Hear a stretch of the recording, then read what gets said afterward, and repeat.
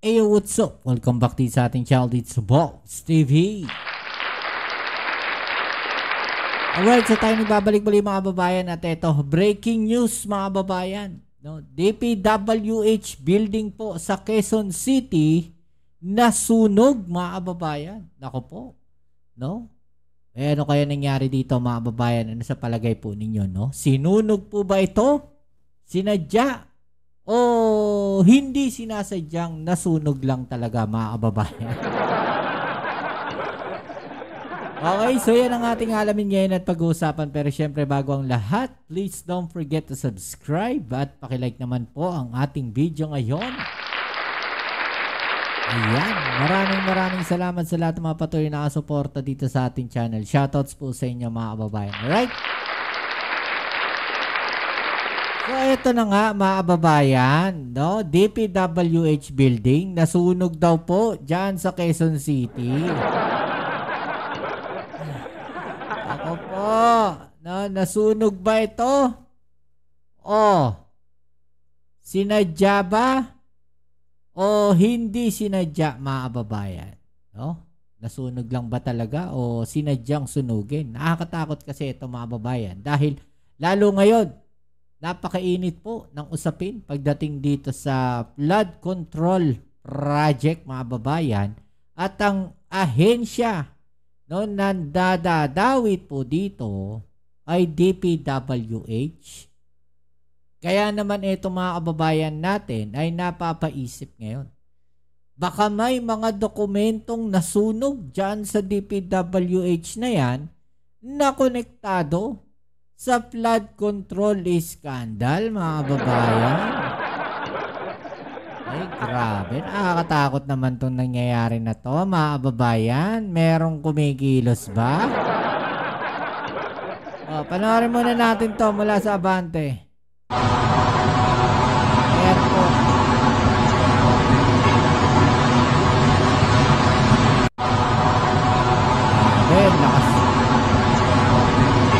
Lakas ng ano nito, ng sunog na to mga babayan no.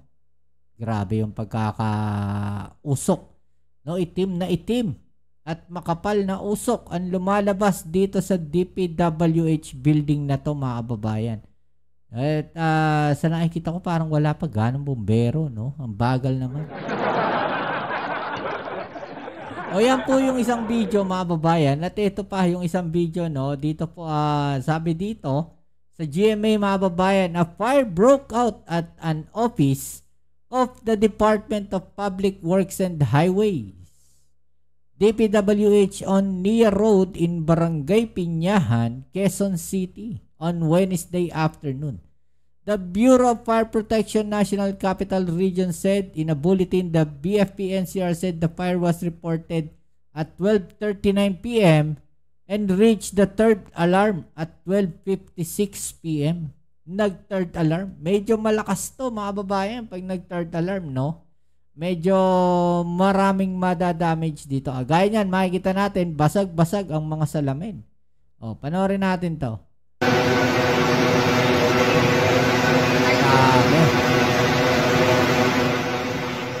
Talagang basag, oh.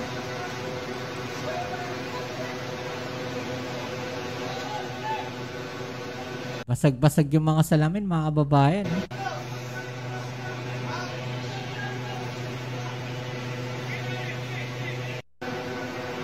Yan, mga kababayan. No? Yung nasunog po na building. Sabi nga ng mga kababayan natin dito, authorities should have seen this coming and have secured copies of sensitive documents, especially those that are essentials in uncovering those who are involved in DPWH ghost projects.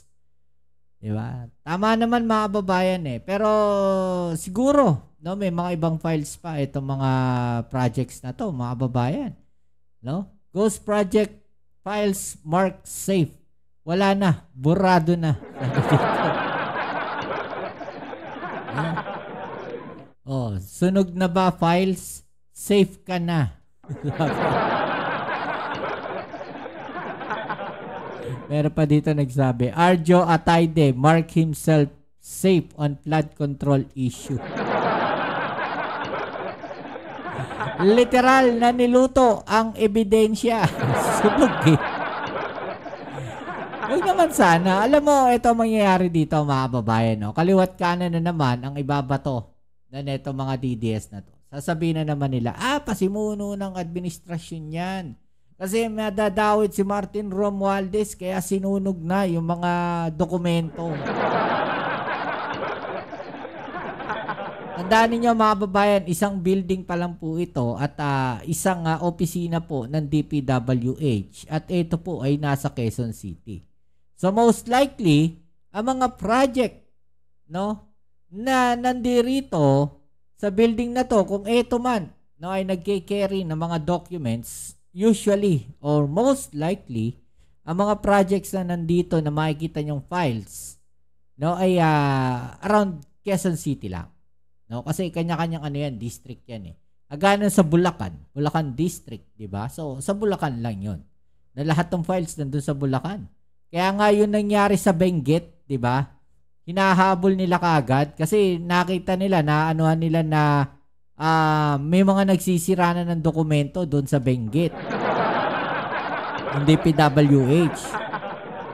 Di umano, sinisira na rin yung mga ebidensya, yung mga dokumento.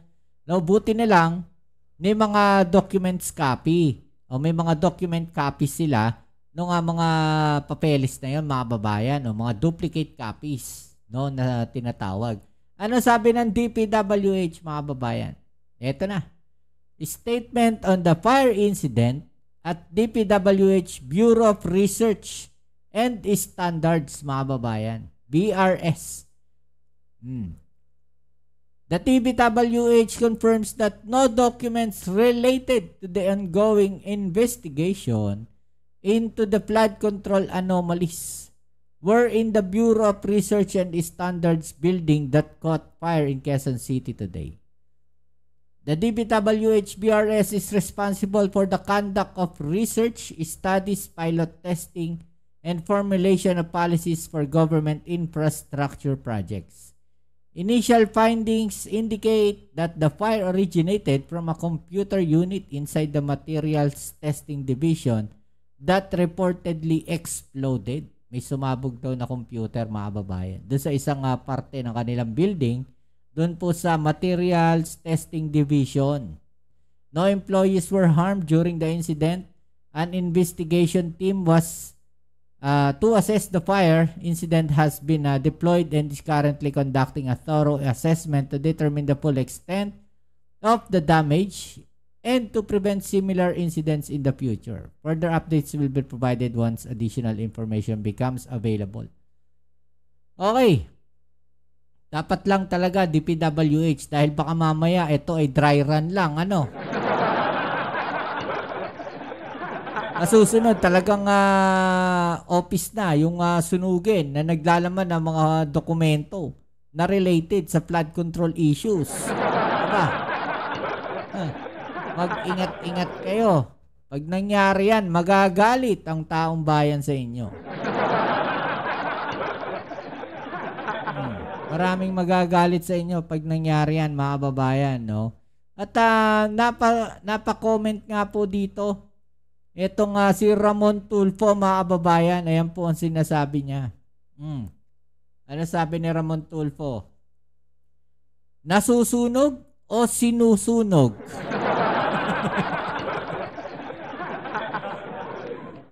Meron na naman dito ang Ramon Tulfo, pinasunog ni Bong Mandarambong.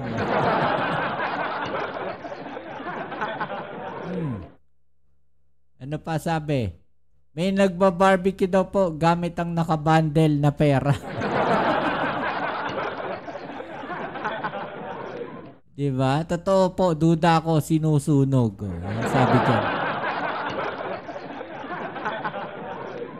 Alam nyo mga babayan, hindi natin mayaalis na isipin na merong foul play dito sa sunog na to. Diyan sa DPWH. Especially, alam nating napakainit po ng issue ngayon ng DPWH. Hindi natin mayaalis mga kababayan na isipin yan ng ating mga kababayan na meron pong nangyaring foul play dito. Diba? Lalo't ganyan. Oh, makikita natin. Yung sunog na yan, no? Grabe. Hindi biro yan kasi isang building po yun na sunog eh. Buti sana kung isang kwarto lang, 'di ba? At the same time, nakakapagtaka, mga kababayan, bakit itong building na to walang sprinkler, 'di ba? Dapat yan eh, merong fire sprinkler yung mga yan eh. 'Di ba? Sa ibang building nga nire-require ninyo eh. Bakit yung mga government building wala? Oh, dapat mas safety natin, especially lalo na pagka mga ganyan, mga dokumento, 'di ba? Ang mga posibleng masira. O ito, ano na to? Lesson na to, mga babayan, diyan sa building ng ombudsman, 'di ba? Sa building ng ICI, mga kababayan. 'Di ba? Sa building ng anong building pa? Building ng Kongreso. Mamaya sunod yun ang mga sunugin eh. 'Di ba? Oh, ano pang building? Building ng mga DPWH. 'Di ba, mga kababayan? Dapat maging maging mapagmasid. No, kailangan ingatan ng ating gobyerno itong mga buildings na to na iniimbestigahang departamento. Dahil baka mamaya, no, talagang ito sinasadya na. Oh, delikado 'yan. Mawawala yung mga ebidensya ba? Okay, so ano masasabi po ninyo diyan, mga kababayan, no? I-comment sa ibaba yung mga opinion at atin yung pag-usapan, alright? So yan muli, kita-kits tayo sa ating next video upload. Ito muli ang yung Kuya Mobs, it's Mobs TV. Peace.